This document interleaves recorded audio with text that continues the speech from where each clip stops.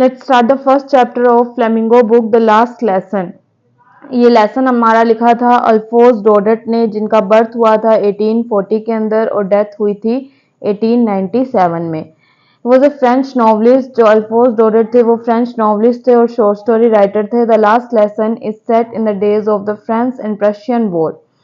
ये लेसन तब लिखा गया था जब फ्रांस और प्रशिया के बीच में एक वॉर चल रही थी, जिसके अंदर फ्रांस को हरा दिया गया था प्रशिया के द्वारा, लेड बाय बिस्मार्क के नेतृत्व में। Prussia then consider of what now are the nations of Germany, Poland and part of Australia. जो प्रशिया है वो आज के जर्मनी, पोलैंड और ऑस्ट्रेलिया के पार्ट को मिलाकर बना हुआ है।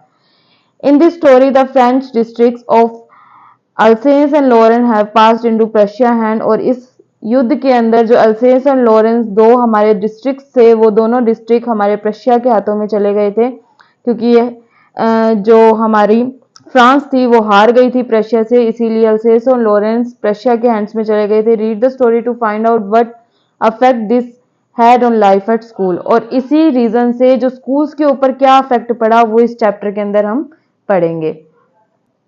चलो हमारी स्टोरी स्टार्ट करते हैं। यहाँ पर सबसे पहले मैं बता दूं कि एक फ्रेंच नाम के बच्चे की कहानी है, जिसके एक टीचर थे एम हैमल, और बर्लिन से एक ऑर्डर आया था कि अल्सेंस एंड लॉरेंस दोनों डिस्ट्रिक्ट्स के अंदर आज के बाद में फ्रेंच लैंग्वेज को ना पढ़ाकर जर्मन लैंग्वेज को पढ़ाया जाएगा। तो उस चीज का स्कूल्स के ऊपर क्या इफेक्ट पड़ा, फ्रेंच की लाइफ पर क्या इफेक्ट पड़ा, उसके बारे में ये पूरी स्टोरी बताई गई है। Let's start this chapter. I started for school very let that morning. उस दिन मैं स्कूल के लिए बहुत देरी से निकला था, and was in great dread of scolding. और मुझे डांट का बहुत डर लग रहा था, specially because M Hamel had said that he would question us on participles. क्योंकि एम हैमल ने हमें स्पेशली बोला था कि वो क्वेश्चंस पूछेगा कि पार्टिसिपल्स टॉपिक के ऊपर। And I did not know the first word about them. और मुझे इस टॉपिक का पहला शब्द भी नहीं पता था। For a moment I thought of running away and spending the day out of door. और एक क्षण के लिए मैंने सोचा कि मैं स्कूल से भाग जाता हूँ और पूरा दिन स्कूल से बाहर ही बिताता हूँ।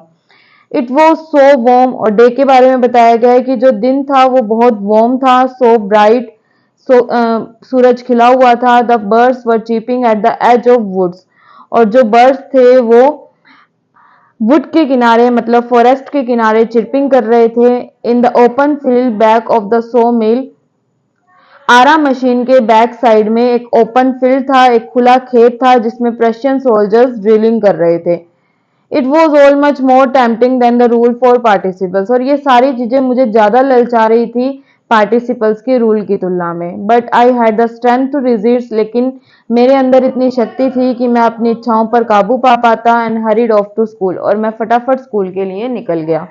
When I passed the town hall, there was a crowd in front of the bulletin board. जब मैं टाउन हॉल के पास से गुजरा तो बुलेटिन बोर्ड के सामने भीड़ जमा थी। For the last 2 years, all our bad news had come from there. पिछले 2 सालों से जितनी भी बुरी खबरें थी वो हमें इसी बुलेटिन बोर्ड से मिलती थी। द लॉस बैटल, जितने भी हम युद्ध हारे। द ड्राफ्ट, जितनी भी नई सेना में भर्ती हुई। The orders of the commanding officers के जो भी ऑर्डर्स होते थे, उन सभी चीज की इंफॉर्मेशन हमें बुलेटिन बोर्ड से मिलती थी। And I thought to myself, और मैंने अपने आप में सोचा, विदाउट स्टॉपिंग, बिना रुके, what can be the matter now, अब क्या बात हुई होगी। I hurried by as fast as I could. और फिर मैं जितनी जल्दी हो सकता था उतनी जल्दी निकल गया। The blacksmith Wachter who was there with his apprentice reading the bulletin.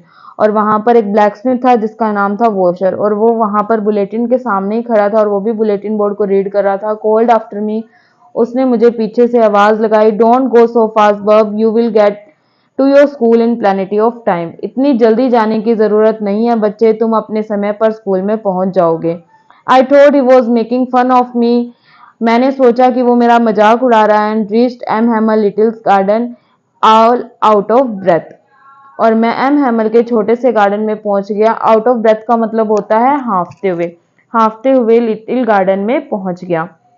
और यहाँ पर जो आई वर्ड का यूज है वो हुआ है फ्रेंच के लिए, फ्रेंच नाम के बच्चे के लिए। Usually when school began, generally जब भी स्कूल स्टार्ट होता था तब वहां पर great bustle which could be heard out in the street, इतना शोर होता था कि वो गली तक सुनाई देता था।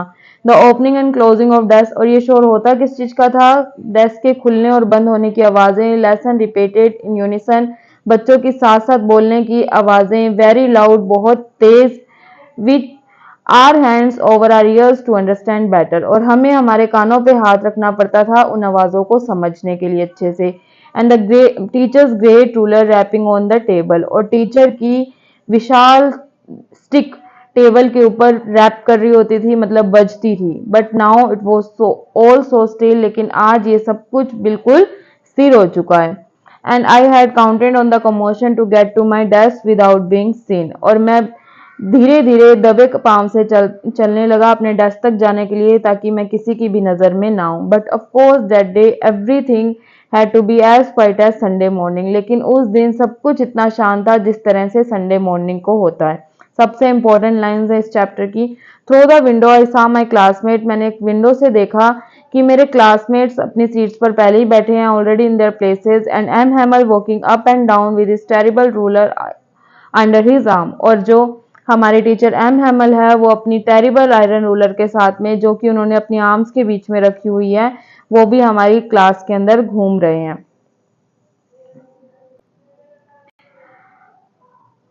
आई had to open the door and go in before everybody, मुझे दरवाजा खोलना पड़ा और सभी के सामने जाना पड़ा। You can imagine how I blushed and how frightened I was, आप इमेजिन कर सकते हैं कि मैं शर्म से कितना लाल हो चुका हूँगा और मुझे कितना डर लग रहा होगा। बट नथिंग हैपन, लेकिन कुछ भी नहीं हुआ। M Hamel saw me and said very kindly, M Hamel ने मुझे कहा, बहुत ही दयालुता से कहा, go to your place quickly, फटाफट अपनी जगह पर चले जाओ लिटिल फ्रेंच, छोटे French, we were beginning without you, हम तुम्हारे बिना ही शुरू करने जा रहे थे।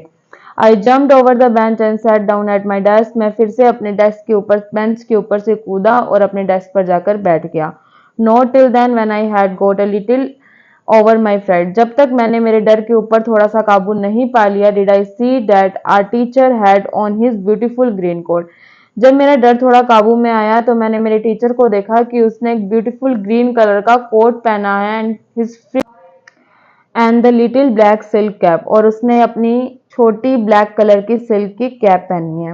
मतलब उसने अपनी स्पेशल ड्रेस पहनी थी, ग्रीन कलर का कोट, फ्रिल्ड शर्ट और little black silk cap, all embroidered, सभी के ऊपर कढ़ाई की हुई थी, that he never wore except on inspection and prize days, और वो ये ड्रेस सिर्फ इंस्पेक्शन या प्राइज डेज के अलावा कभी भी नहीं पहनता था। Besides the whole school seemed so strange, और इसके अलावा भी सारा स्कूल बहुत अजीब दिखाई दे रहा था, एंड सोलेमन शांत दिखाई दे रहा था। But the thing that surprised me most was to see, और सबसे ज्यादा सरप्राइज करने वाली चीज मुझे क्या थी, on the back benches that were always empty, जो पीछे के डेस्क जो हमेशा खाली रहते थे, the village people sitting quietly like ourself, वहां पर आज गांव के लोग बैठे थे बिल्कुल शांत जैसे कि हम, जिसके अंदर गांव के लोगों के अंदर बताया हुआ है, वो एक ओल्ड होसर था विद हिज 3 कोन हैट, जिसने 3 कोन वाली टोपी पहनी थी। द फॉर्मर मेयर, पहले का मेयर आया था, द फॉर्मर पोस्टमास्टर, पहले का पोस्टमास्टर आया था, एंड सेवरल अदर बिसाइड्स, और इसके अलावा बहुत से गांव के लोग बैठे थे। एवरीबडी लुक सैड, प्रत्येक व्यक्ति दुखी दिखाई दे रहा था। Hauser had brought an old primer, Hauser अपने साथ में अपना एक पुराना प्राइमर लेकर आया था, मतलब पुराना कायदा लेकर आया था। थंब एट द एजेस, जिसके कोने मुड़े हुए थे, and he held it open on his knees, उसने उस कायदे को अपनी नीज, अपने घुटनों पर खुला रखा था, with his great spectacles lying across the pages, और उसके बड़े बड़े चश्मे उसके पेजेस की तरफ घूर रहे थे। While I was wondering about it all, जब मैं इन सब चीजों के बारे में सोच रहा था, M Hamel mounted his chair, M Hamel अपनी चेयर पर बैठे, and in the same grave and gentle tone, और उसी गंभीर आवाज के अंदर और विनम्र आवाज के अंदर वो बोले, which he had used to me, जो वो मुझसे बोलते थे, said, my children this is the last lesson, मेरे बच्चों आज ये मेरा अंतिम लेसन है, आई शैल गिव यू, जो मैं तुम्हें दूंगा। The order has come from Berlin, Berlin से एक ऑर्डर आया है, to teach only German in the schools of Alsace and Lorraine. सबसे इंपॉर्टेंट लाइन है इस चैप्टर की है कि आज के बाद में बर्लिन के स्कूल्स में, अल्सेंस एंड लॉरेंस के स्कूल्स में सिर्फ जर्मन लैंग्वेज पढ़ाई जाएगी। The new master comes tomorrow, तुम्हारा नया मास्टर कल आ जाएगा। This is your last French lesson, आज तुम्हारा लास्ट फ्रेंच लेसन है। I want you to be very attentive, और मैं तुमसे चाहता हूं कि आप सभी इस चैप्टर को ध्यानपूर्वक सुने। What a thunder clap this words to me, और ये मुझे बादल के गर्जने के बराबर उसके शब्द लग रहे थे। Oh, the wretches, oh, विदुष्ट लोग, that was what they had put up on the town hall. अब मुझे समझ में आया कि टाउन हॉल में उन्होंने ये सूचना लगाई थी, माई लास्ट फ्रेंच लेसन, ये मेरा अंतिम लास्ट फ्रेंच लेसन है। वाई, क्यों? I hardly knew how to write, अभी तक मुझे लिखना भी नहीं आता है। I should never learn any more, और शायद मैं इससे ज्यादा नहीं सीख पाऊंगा। आई मस्ट स्टॉप देयर, मुझे यहीं रुकना होगा। Then oh how sorry I was for not learning my lesson, और मुझे कितना बुरा लग रहा है कि मैंने मेरे लेसन को नहीं सीखा। फॉर सीकिंग बर्ड्स एग, क्योंकि मैं मेरा सारा टाइम बाहर पक्षियों के अंडों को ढूंढने में, और गोइंग स्लाइडिंग ऑन द सार, और फिसलन पट्टी पर झूलने के लिए चला जाता था। My books that had seemed such a nonsense a while ago, मेरी बुक्स जो कुछ समय पहले मुझे नॉनसेंस दिखाई दे रही थी, बेकार दिखाई दे रही थी, सो हैवी टू कैरी, जिन्हें उठाना मेरे लिए बहुत भारी था। My grammar and my history of the sons, मेरी ग्रामर, मेरी history of the sons, sons की history, were all friends now, अब वो सब मेरी पुरानी मित्र बन चुकी है।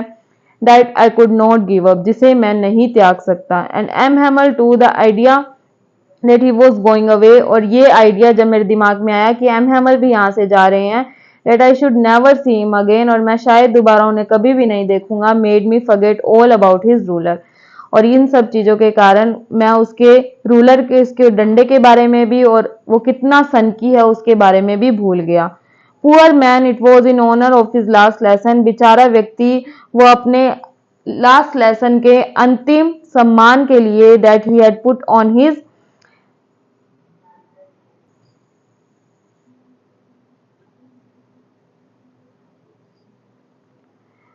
Poor man, it was in honor of this last lesson that he had put on his fine Sunday clothes.